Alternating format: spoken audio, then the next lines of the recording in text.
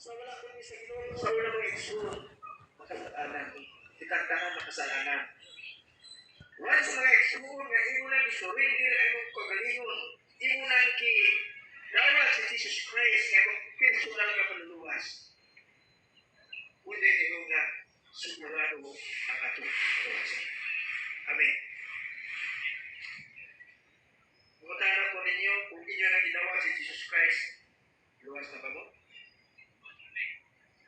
Ingon anak na po ikaw nga, wala may sigurado. Nga naman yung mga may sigurado, maluwas na ka. Nga ingon man ka nga, Lord, ako na kang gidawat akong punto personal na maluwas.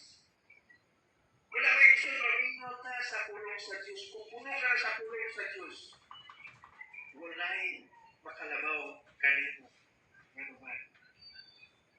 Kaya si Jesus Christ na ang nag-control sa mga kanabuhi ni Isun. Inala ng Isun ang ato pagtungo sa Ginoo. Hindi. Ang ato relasyon sa Ginoo. Hindi. Amen. Eh, karon kayo sayang pulong sa Biblia nga may laing makaluwas ka nato. Luwas naman ka Ginoo Jesucristo. Amen. Kristino. Wala na nakatusaran, iniwan ni sister. Naibong ko siya. Ingon si Jesus, ako ang dalan, kamatuoran, o kinabuhi. Walay laing makaluwas na ito, walay laing madalan sa langit, gawas lang sa Ginoong Jesucristo ng Isun. Hindi makaluwas na itong atong salapi, hindi makaluwas na itong religion, kaya kayo kaway-away ron. Kaya sa akin yung religion, hindi na makaluwas na ito. Una nagkaroon ng Isun nga, kung arinig galing, kaya isugo sa Diyos. Kaya hindi basta-basta kung arinig galing, na wala isugo sa Diyos. Hindi kumira na sa sugo sa Diyos. Amen. Bisan ka may isun sa pagsulti sa pulong sa Diyos, kung wala ikiya sa Maling Espiritu Santo, hindi kami makasulti ng isun. Kaya kami magmalubang sa Ginoo, kung usulti kami na hindi itaagi sa pulong. Amen. Kulang basihan na ito ng isun ang Biblia, uping ang Biblia, karoon ng isun atong basaon na Biblia, aron may bawon pa, kinsay atong manluluwas. Amen? Isa importante kayo paminaw mo sa pulong sa Diyos.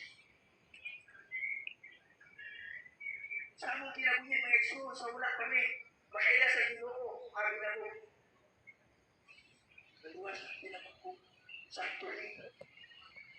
Muna mga isun, importante nga, ang atong kaluwasan, atong importante nga, kita tutulog ang atong lalong na relasyon sa Diyos, kung imong ka, Ginoo.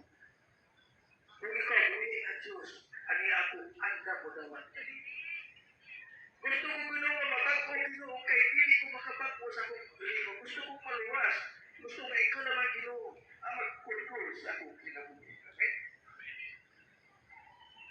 Hindi, importante kayo na isungkul, maminaw mo, inyo naman yung kasi ang pulong sa Diyos, 101% luksod. Pagpuho mo sa Ginoo. Kung dili na mo maingon na, dili pang luwas. Wala kami pagluwas sa iyong kaluwasan.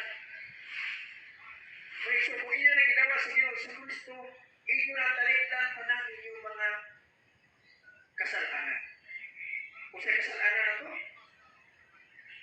isa na ito sa una-una, nakasala ka ta. Nato naman kumali ka sa kasalanan ka. Unay makadala na ito. Palilit na maluwas. Kaya kung kumanta sa kasalanan. Amen.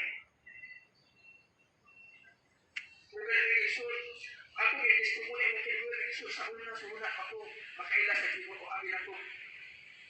Luwas na ko kay nagkadayo nga dahil Ginoo pero tama na sa iya.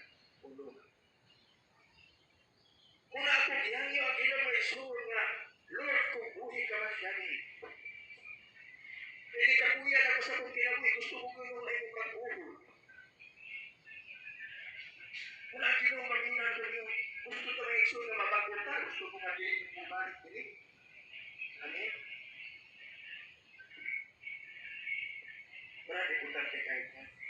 nato sa pulong sa Diyos. Kaya kung panahon namin sa Libuno sa itaburo panahon na, siguro na ibawa mga kitabo sa talang pagkaroon, namunay. Kaya mga tao wala na magpagkabana sa pulong sa Diyos. Amen. Kung mga isuod kami na balik-balik na rin isuod, among ipahayag ninyo, among isuod ninyo ang kamaturan sa itong kinabuhi. Kaya kinabuhi na ito ang isuod. Kung sa magura sa mga isuod, kung umalik na Ginoo sa Kristo.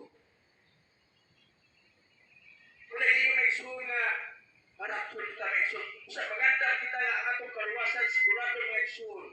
Kaya kung dinig ta mo kapit sa Ginoo mga isuod, kung dinig ta mag-inusol sa itong mga sala mga isuod, kung dinig ito surrender sa Ginoo itong kinabuhi mga isuod, ay dinig ta mga isuod. Dinig ta mga isuod na eterno ka. Ano ang isuod si Jesus Christ, ako lang ibalik-balik niya. Iyan gibuhi sa iyan, kinabuhi. Kung tadili niya buhaton ka siya Diyos. Kaya nila gusto niya ng Isus Kristo na eterno ang mga tao. Kasi may nagbuhan na ito ang gusto sa Isus Kristo nga